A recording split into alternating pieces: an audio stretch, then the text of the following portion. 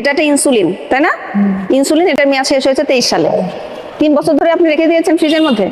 2 বছর বলেন তো, এই ইনসুলিন নেওয়ার পরে একজন রোগীর কি অবস্থা হবে? 3 বছর ধরে আপনি ফেরত দিতে পারেননি। 23 সালে মেয়াদ উত্তীর্ণ ইনসুলিন পাওয়া গিয়েছে এবং ইনজেকশন পাওয়া গিয়েছে। এই যে এটাও 24 সালে মেয়াদ শেষ।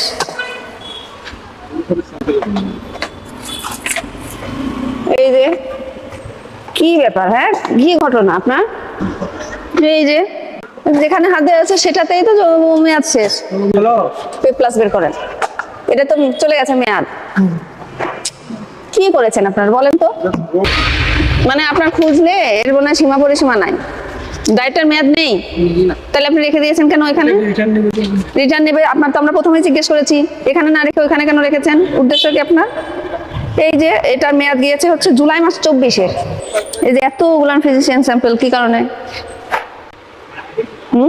এই যে ভর্তি, কি ঘটনা এগুলো বলেন? আপনার দোকান বন্ধ রাখতে হবে জনস্বার্থে, কারণ আপনার দোকান থেকে কেউ যদি ওষুধ কিনে খায় তাহলে তার সুস্থ হওয়ার পরিবর্তে আরো ভয়ানক অসুস্থ হওয়ার সম্ভাবনা আছে। আর এতগুলো যে মেয়াদ উত্তীর্ণ হয়ে গেল, এটা ব্যাখ্যা কি আপনার কাছে? এই ইনজেকশন পর্যন্ত মেয়াদ উত্তীর্ণ, আপনাকে 20,000 টাকা জরিমানা আরোপ করা হলে এটা আপনি পরিশোধ করবেন?